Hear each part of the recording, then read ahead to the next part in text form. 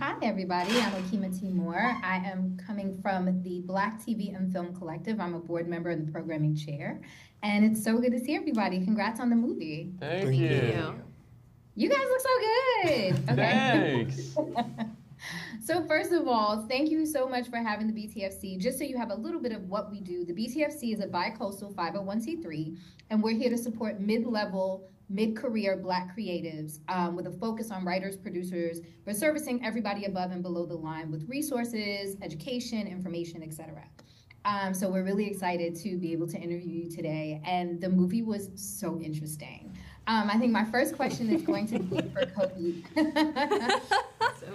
Wait, what's the chuckle for? What I missed? Oh, yeah. I will find out the subtext of interesting. Yeah. We'll find out the. So interesting, so different. Wait, do your question to Kobe. Yeah. Yeah, so my first question is to Kobe. Kobe, what personal experiences led you to write the film? The BTFC's mission is empowering filmmakers to make their work. And so can you talk about like once you figured out what you wanted to do, what pitching and like putting this idea in the room was like for you? Yeah, sure. So the personal experience in some ways came up writing it. It wasn't the kind of thing where I was like, oh, I knew I had this sort of discrete sort of trauma and wanted to turn it into something that in the process of exploring it and building the script, I realized, I thought I was writing a sort of funny, light gag about a magical Negro society when I was first messing around with this concept. And the way I always describe it is that I sort of started tinkering with this as what I thought at the time would be a sketch and sort of came up for air, hours later and was sort of had to step back and say, what am I writing about? And I realized what I was writing about was a very particular defense mechanism that I had been taught explicitly about how to survive in white America. And that is to, accommodate powerful white people, and that is a necessary strategy to keep me safe. And I had overlearned that lesson, I believed, and it interfered with my relationship with white people sort of in a slightly less exaggerated but similar way to the way Justice's character has in the film. And so that's the impulse of it, and there are a million little examples of that, growing up, and I would say in the writing of it, in the workshopping of it, in talking to David, all of these, memories have come back to me about some of the formative things that made that the case and cemented that, but that's sort of fundamentally what it's about. And then the writing and the pitching of it, the sort of getting it made, part of it is its own whole crazy journey, that involves some things happened. I discussed this film with a number of white executives, which had variable results. It's and I would say if you're a community of people that are striving to do this thing, to me it's just about trying to explain what is exciting about the film to you and why you think it's urgent and needs to be in the world. And some people will understand that and be excited about that, and other people won't. And the people who are excited about it are the ones you end up working with, and the people who aren't are dead to me. They're dead. Yeah. That part. Yeah. Okay.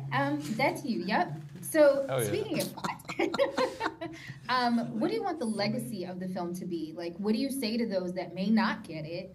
And, or may take some offense to the work, like what, because you can't please everybody. Sure. So like you want this, the legacy of this work to be. So for me, it's like, I don't and cannot think about that.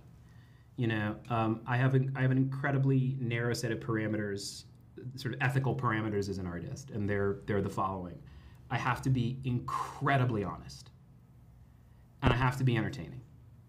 I have to grab you and hold your attention, and I have to look at every single frame and every single choice and every single moment and be like, that is true. That feels true to me, And when I do that, the ball's going to bounce where it may, because these are incredibly raw things. I mean, the things I was just talking about. This is embarrassing for me as a black person, for us as a black community, that anyone has ever done the things I'm talking about, no matter the literal coercion by white supremacy involved, it's embarrassing stuff. So it's going to be really raw for people, and I know for certain black audiences it is really raw stuff, and that's going to be challenging to metabolize. For other people, I know it's very freeing and very liberating to watch someone overcome this stuff. So that's all to say, I don't control what an audience is going, how they're going to react to it. I don't honestly think about how an audience is going to react to it that much. I just trust in the process that I believe in, which is being honest and trying to build something that I believe will be dynamic, literally to myself as the imagined audience member. And then you sort of find out what people think about it, and find out. Nice. My next question is for Justice. Congratulations. Thanks. Really, Aaron, it was so interesting. And for you, I've enjoyed your work in Jurassic Park and all these other things. So I was super hyped to see that you were a lead in a film. And so talk to me a little bit about how you built your relationship with David's character, because the Aaron-Roger relationship was kind of the crux of a lot of what we watched. Mm-hmm. And so, and David, you can feel free to jump in here. Like, how did you work to really build that trust, build that relationship? Because, listen, I loved Roger too, like part sage, part wise ass. I was here for all of it. How did we work to build that relationship? Every day I got David his breakfast, his coffee. Every time he walked on set, I announced, "Mr. David Allen Greer is coming, make way," per his direction. And I just try to make myself as serving as possible to David's needs, and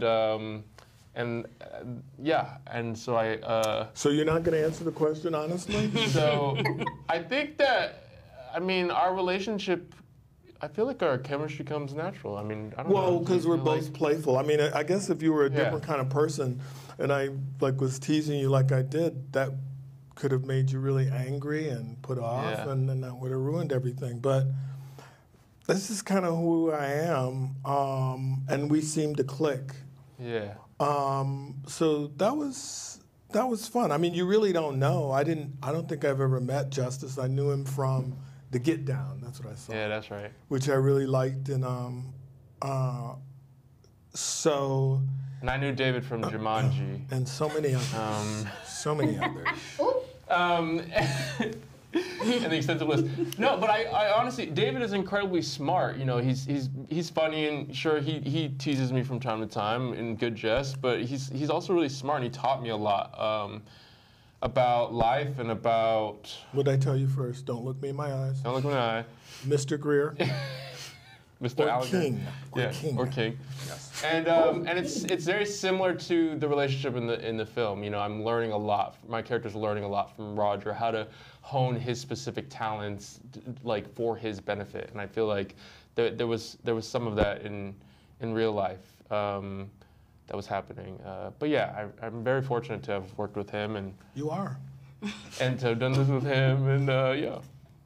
Well, speaking of fortunate to work with people, Nicole and Ann, can you talk about your experience in the film? Because you both were, first of all, Nicole, you in that chair when they was carrying, yes.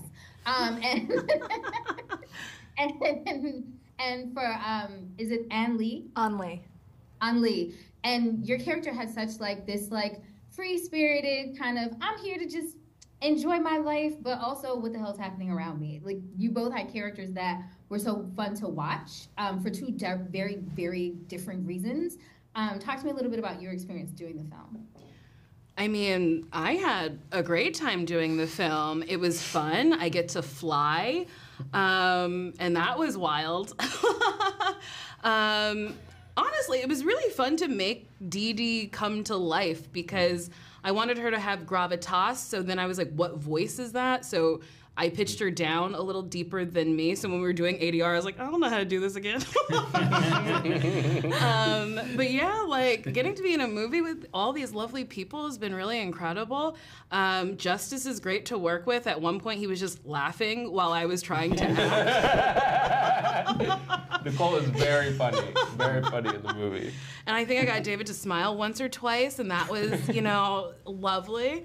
But honestly, it was really fun, and it was really nice that you trusted me and we talked about it before, and you trusted that I would come to set with like a fully fledged character, and that was really incredible. It was just I don't know. I felt like you trusted me a lot to bring this character to life, and it was just top to bottom fun. I also felt very trusted, which was meaningful because this is my first film. Congratulations. So it was very, very surreal. Just the fact that I was doing a studio film and that I had lines. And then, and also I loved the scripts, and it's probably one of the first times I've had a character that I didn't have to kind of fabricate a background that is different than my own. So that felt really special. And then on set, I think somebody literally told me that it was all going to be downhill from here in my career because a set never worked so smoothly, and everybody was so generous. I felt so taken care of. So it was amazing. I love that. I love that. So just as we wrap up, can you guys tell me what you have for us to look out for next? I know the movie is dropping soon. Is anybody nervous? Is anybody, how do you feel about the drop? Well, so far the reaction has been incredibly positive, so I don't think that there's anything to be nervous about. No controversy. I don't think anyone, controversy. No one has a bad word to say. So so I feel like everyone's gonna love it. People who didn't see the movie. We're excited for people to see the real movie. We're excited for people to see the whole movie and not just little bits of it. And I think that some of even the conversations that we're alluding to that have already happened, we're excited for those to pick up once people have seen the richer and more nuanced film that we believe this is. So yeah. What are you doing? You have something else. I have a movie coming out in April called I Saw the TV Glow with A24. It's a horror thriller movie. It's really cool. Go see it, but go see this first. Well, this comes out first, so you won there. Yeah. Yeah. I'm doing a series called St. Denis Medical on NBC. We start in the fall. We'll go into production in a couple of weeks, but I think we'll be on the air in the fall. Congratulations. Oh. What about everybody else? I'm as curious as you are. We'll see. That's a wonderful answer. Nicole, are you on tour still with Cat Williams? Or? Yeah, me and Cat Williams are coming to a city near you. He gets on my shoulders and we wear a trench coat, and it's really fun, and I've been learning so much from Cat. Cool. Nice. And what's next for you, Kobe? Right now I'm just focused on this, getting this piece out in the world and enjoying the reactions to it, and hopefully gonna make another film down the line. Nice. Well, congratulations to all of you on the film. It was beautifully shot, by the way. Yeah. I love the textures, the color palette. It was so well done. Congratulations. The BTFC members are super excited to attend the screenings and check it out. And I know that no matter what people's takeaway from it is, the dialogue that it incites for me is a very big part of why I think it's special. We appreciate it. Thank you. Thank you very much. Thanks, guys. Have a good one. All right. Thank you. Bye. Thanks. Cheers.